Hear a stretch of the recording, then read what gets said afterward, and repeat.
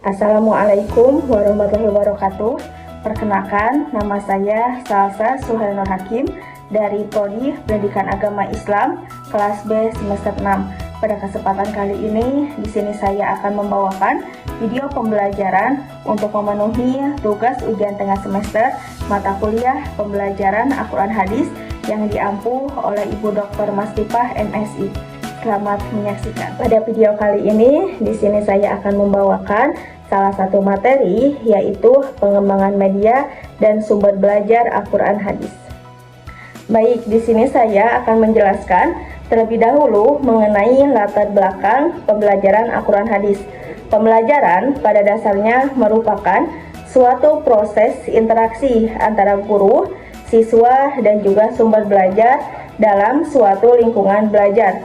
Artinya, dalam proses pembelajaran tidak hanya terjadi penyampaian materi dari guru kepada siswa saja, tetapi juga melibatkan berbagai komponen yang saling berkaitan, seperti metode, media, dan sumber belajar yang akan digunakan. Dalam konteks pembelajaran Al-Quran Hadis, pembelajaran memiliki peran yang sangat penting. Hal ini karena pembelajaran Al-Quran Hadis tidak hanya bertujuan untuk memberikan pengetahuan saja, tetapi juga berfungsi untuk menanamkan nilai-nilai keimanan kepada siswa. Melalui pembelajaran ini, siswa diharapkan mampu memahami ajaran Islam secara lebih mendalam. Selain itu, pembelajaran Al-Quran Hadis juga berperan dalam membentuk karakter siswa. Nilai-nilai yang terkandung dalam Al-Quran dan Hadis seperti kejujuran, kedisiplinan, dan tanggung jawab dapat diterapkan dalam kehidupan sehari-hari siswa sehingga membentuk pribadi yang berakhlak baik atau berakhlakul karimah. Namun, di era digital saat ini, pembelajaran menghadapi tantangan yang cukup besar. Siswa sudah terbiasa dengan teknologi dan informasi yang cepat serta visual yang menarik. Oleh karena itu, pembelajaran tidak bisa lagi hanya dilakukan secara konvensional. Pembelajaran harus mampu menghadirkan inovasi serta menggunakan media yang menarik dan interaktif agar siswa lebih tertarik untuk belajar dan lebih mudah memahami materi yang disampaikan oleh gurunya. Selanjutnya, mengenai latar belakang pentingnya pengembangan media dan sumber belajar dalam pembelajaran Al-Quran Hadis. Media pembelajaran memiliki peran yang sangat penting dalam membantu proses penyampaian materi kepada siswa. Dengan adanya media, materi yang awalnya sulit atau abstrak dapat menjadi lebih mudah dipahami. Misalnya, penjelasan tentang kandungan ayat Al-Quran akan lebih mudah dipahami jika disertai dengan visual, audio, atau ilustrasi.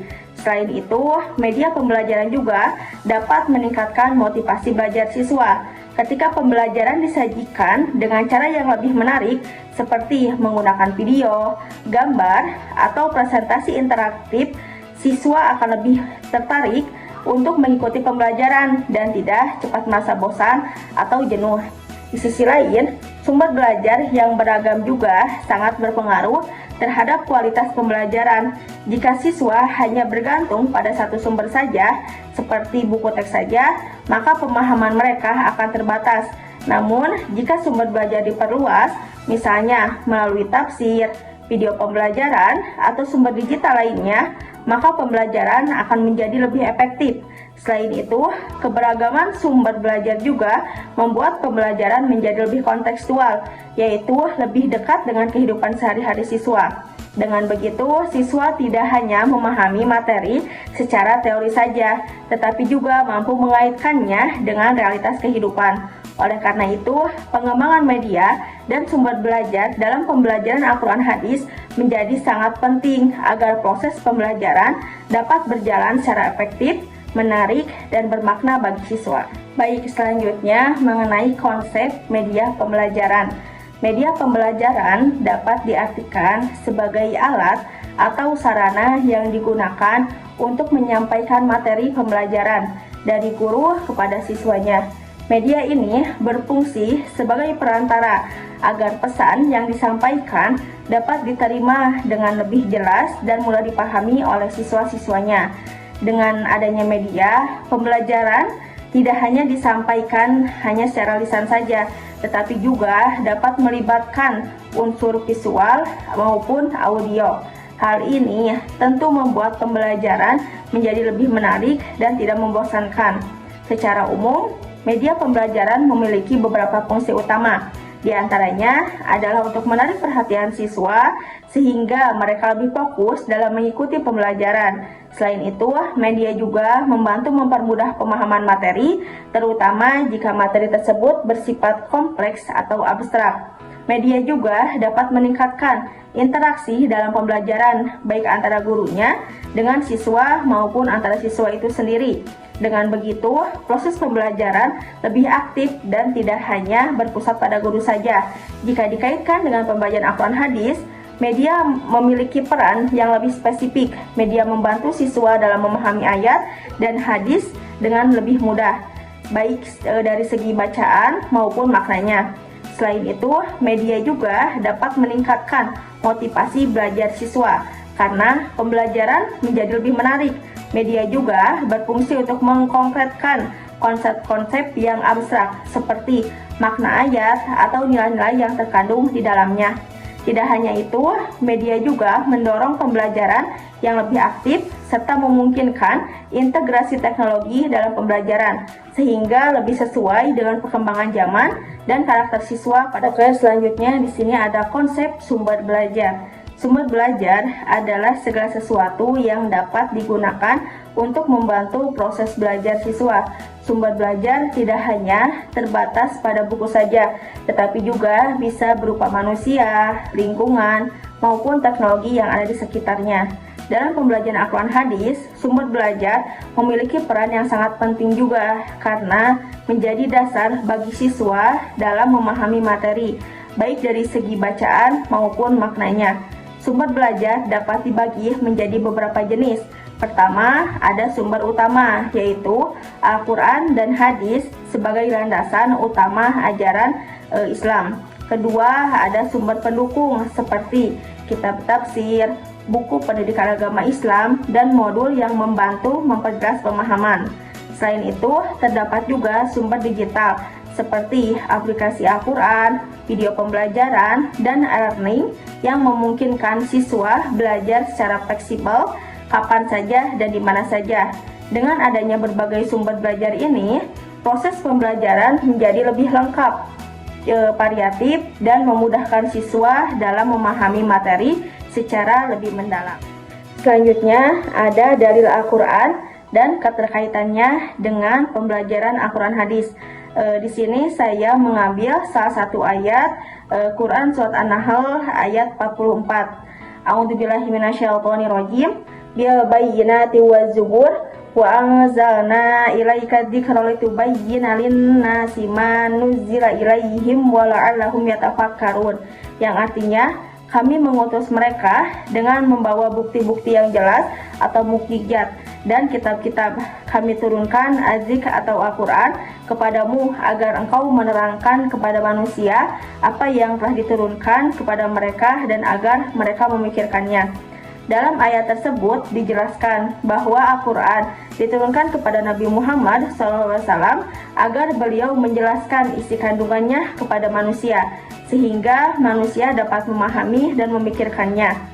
Dari ayat ini dapat kita pahami bahwa Al-Quran tidak hanya untuk dibaca saja, tetapi juga harus dijelaskan dan dipahami maknanya secara mendalam. Jika dikaitkan dengan pembacaan Al-Quran hadis, maka pembelajaran tidak cukup hanya membaca ayat atau menghafal hadis saja. Namun, siswa juga harus memahami makna, mampu menjelaskan isi kandungan, serta mengamalkannya dalam kehidupan sehari-hari. Oleh karena itu, dalam proses pembelajaran diperlukan media dan sumber belajar yang tepat agar materi dapat disampaikan secara jelas, menarik, dan mudah dipahami oleh siswa-siswanya. Baik, selanjutnya di sini ada dalil hadis dan keterkaitannya dengan pembelajaran Al-Quran hadis. Di sini saya mengambil salah satu hadis riwayat Bukhari, yaitu khairukum man ta'allama Qur'ana wa 'allamahu, yang artinya sebaik-baik kalian adalah yang mempelajari Al-Quran dan mengajarkannya. Hadis ini menunjukkan bahwa belajar dan mengajarkan Al-Quran merupakan amalan yang sangat utama dalam Islam. Jika dikaitkan dengan pembelajaran, maka kegiatan belajar Al-Quran hadis bukan hanya sekadar proses akademik saja, tetapi juga merupakan bagian dari ibadah yang memiliki nilai pahala. Oleh karena itu, proses pembelajaran harus dilakukan dengan sebaik mungkin, yaitu secara efektif, mudah dipahami, dan juga menarik bagi siswa-siswanya. Dalam hal ini, penggunaan media pembelajaran dan sumber belajar yang tepat menjadi sangat penting karena dapat membantu meningkatkan kualitas proses belajar mengajar Al-Quran sehingga tujuan pembelajarannya dapat tercapai dengan lebih optimal. Selanjutnya ada prinsip-prinsip dalam pengembangan media pembelajaran. Dalam membuat atau menggunakan media pembelajaran, ada beberapa hal penting yang perlu diperhatikan. Pertama, media harus sesuai dengan tujuan pembelajaran. Artinya, media yang digunakan benar-benar mendukung materi yang ingin dicapai. Kedua, isi materi harus akurat dan sesuai dengan nilai-nilai keislaman agar tidak terjadi kesalahpahaman, terutama dalam pembelajaran Al-Quran hadis. Yang ketiga, media harus interaktif dan menarik, sehingga siswa tidak merasa bosan dan lebih aktif dalam mengikuti pembelajaran. Yang keempat, media harus mudah digunakan baik oleh guru maupun siswanya agar proses pembelajaran dapat berjalan dengan lancar. Dan yang terakhir, media harus disesuaikan dengan karakteristik siswanya seperti usia, kemampuan, dan kebutuhan belajar siswanya. Misalkan ada yang visual, audio, dan kinestetik, itu harus disesuaikan dengan kebutuhan siswa-siswanya. Dengan memperhatikan prinsip-prinsip ini, media pembelajaran dapat digunakan secara optimal dan efektif. Selanjutnya, di sini ada media pembelajaran di era digital.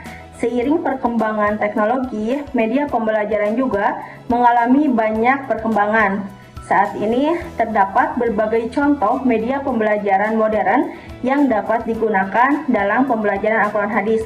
Di antaranya adalah video pembelajaran interaktif yang dapat membantu siswa memahami materi dengan lebih visual dan menarik. Kemudian ada audio tilawah Al-Quran yang membantu siswa dalam memperbaiki bacaan dan pelafalan ayat. Selain itu, terdapat juga PowerPoint interaktif yang digunakan untuk menyampaikan materi secara lebih terstruktur dan menarik.